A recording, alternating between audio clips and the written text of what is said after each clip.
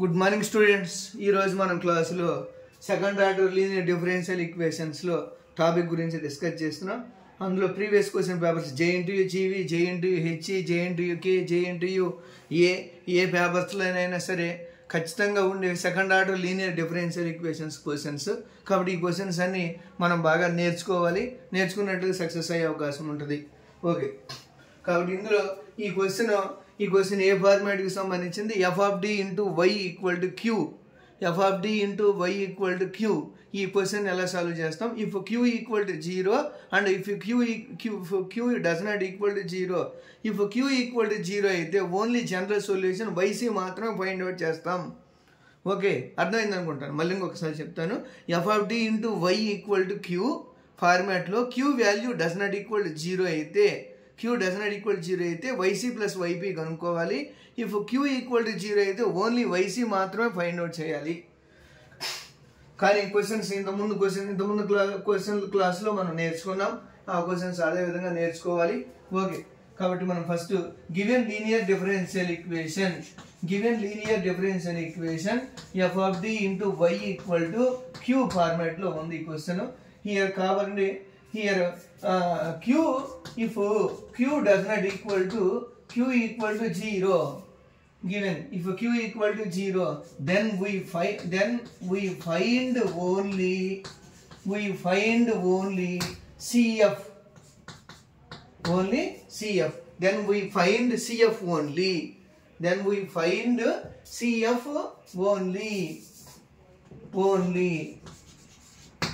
ఎందుకు find out చేస్తాం? ఎందుకు సిఎఫ్ఏ ఫైండ్ అవుట్ చేస్తాం? వైపీ ఎందుకు ఫైండ్ అవుట్ చేయమంటే YP value if Q value 0 వస్తుంది కాబట్టి YP formula 1/f of D into Y equal to Q. 1/f of D into Q value ఇదేంటి? వైపీకి ఫార్ములా. ఈ వైపీలో క్యూ వాల్యూ 0 వస్తుందని కాబట్టి 0 ఇంటూ ఎనీథింగ్ 0 వస్తుంది. కాబట్టి 0 అంటే ఎనీథింగ్ 0 అంటే 0 ప్లస్ వైసీ అంటే ఓన్లీ వైసీనే వస్తుంది. కాబట్టి అందుకని ఓన్లీ వైసీ మాత్రమే కనుక్కుంటే సరిపోతుంది. కాబట్టి ఈ టాపిక్లో ఇప్పుడు ఇఫ్ క్యూ ఈక్వల్ టు 0 అయినప్పుడు then we find CF only. కాబట్టి జనరల్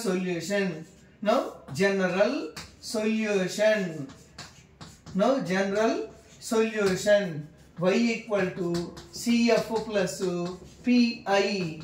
అదే పిఐని వైపీ అని కూడా అంటారు. Are YC plus YP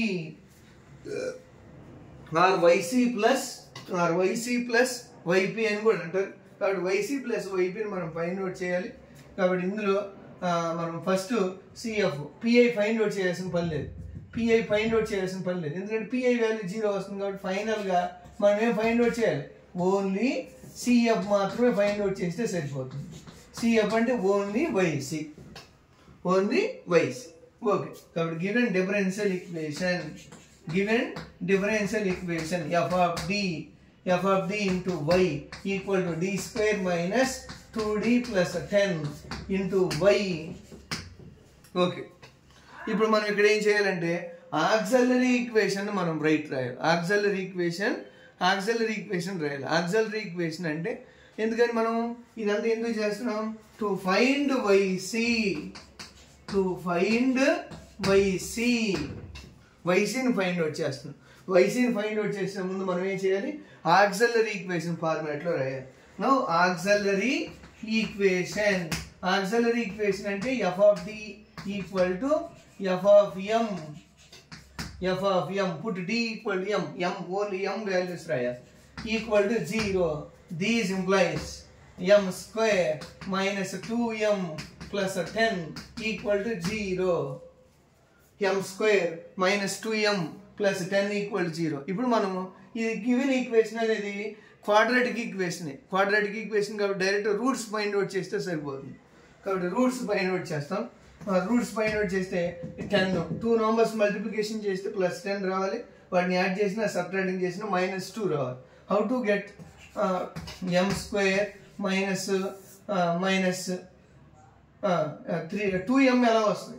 suppose మనకు డౌట్ కానీ వచ్చేసింది అనుకోండి, రూట్స్ పైన వచ్చేసి minus B plus or minus root of B square minus 4ac by 2a. ఈ ఫార్ములా చేయొచ్చు లేదా డైరెక్ట్గా గెస్ చేసాను రాయొచ్చు. ఓకే, కాబట్టి minus of -2 plus or minus root of -2 whole square minus 4a a into 10 by 2 into a అంటే 1 equal to 2 plus or minus root of 4 minus 40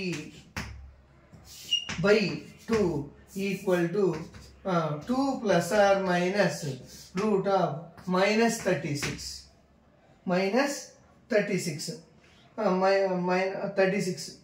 by 2 equal to 2 plus or minus వీటిని రాయొచ్చు అంటారు 6 square అని రాయొచ్చు. ఓకేనా, minus 6 square అని రాయొచ్చు. 6 square root of -6 6 square అని రాయొచ్చు. కాబట్టి బై 2, కాబట్టి రూట్ నుంచి లెఫ్ట్ రాసేసాం అనుకోండి 2 ప్లస్ ఆర్ మైనస్ 6కి స్క్వేర్కి క్యాన్సిల్, మిగిలింది ఎంత ఆన్సర్ -6 బై 2 -6 ఐ వస్తుంది అనమాట. ఇక్కడ ఐ -1 అంటే ఐ స్క్వేర్, -1 అంటే ఐ స్క్వేర్. Okay, 1 minute. ఇక్కడ 2 ప్లస్ ఆర్ మైనస్ మైనస్ ఉంది, ఇక్కడ మైనస్ ఉంది కాబట్టి మైనస్ అంటే ఐ స్క్వేర్ 6 స్క్వేర్ బై 2 అని రాసు. కాబట్టి ఇక్కడ plus or minus 2 plus or minus root I square root 6 square by 2 అని రాసు equal to 2 plus or minus root I square అంటే వాల్యూ ఎంత ఐ రూట్ 6 స్క్వేర్ అంటే 6 బై 2.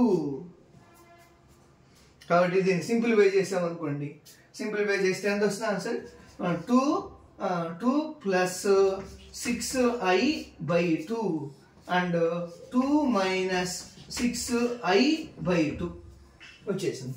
ఇప్పుడు 2 సపరేట్ డివైడింగ్ చేసాం అనుకోండి, ఆన్సర్ ఈజీగా వచ్చేస్తుంది అనమాట. అంటే 1 plus 3i and 1 minus 3i. Okay, and 1 minus 1 plus 3i and 1 minus 3i. ఈ వాల్యూస్ని తీసుకొని ఇప్పుడు మనం వైసీ రాయాలి. వైసీ అంటే ఎలా రాస్తాం, A plus or minus IB అంటే దీన్ని ఎలా రాయొచ్చు 1 plus or minus 3i 1 plus or minus 3i అంటే A plus or minus IB ఫార్మాట్లో ఉందనుకోండి. Suppose given root M A plus or minus IB ఫార్మాట్లో ఉంటే, suppose given root M if m equal to a plus or minus ib, then yc equal to e power ax into c1 cos bx plus c2 sin bx. ఈ ఫార్మాట్లో రాస్తాం students, ఈ ఫార్మాట్లో రాస్తాం. మనం ఒకసారి కానీ నేర్చుకుంటే అర్థమవుతుంది అనమాట, మనం ఒకసారి చూస్తే అర్థమవుతుంది. ఇందులో ఏం చేసాం, if m equal to a plus or minus ib, if m equal to a plus or minus ib అంటే 1 plus or minus 3i ఈ ఫార్మాట్ లో ఉంది అనుకోండి, అంటే దీని ఏమంటారు m equal to a plus or minus ib అంటారు. Then we write yc equal to e power ax into c1 cos bx plus c2 sin bx అంటాం. కాబట్టి అప్పుడు yc answer e power what is a అంటే value 1x into c1 cos b అంటే value 3x plus c2 sin bx. Okay students, అయిపోయింది. ఈ problem మనం చేయగలిగాం. Only YC మాత్రమే చేసాం. ఓకే, ఎందుకంటే ఓన్లీ వైసీ మాత్రమే చేయాలి, వైసీ మాత్రమే చేస్తాం. ఎందుకు చేస్తాము? ఇఫ్ క్యూ ఈక్వల్ టు 0 అయినందువల్ల మనం ఓన్లీ వైసీ మాత్రమే చేస్తాం. YP we cannot find YP value because if Q equal to 0 then we find only YC. Thank you all. Please subscribe, please like and please share. Thank you.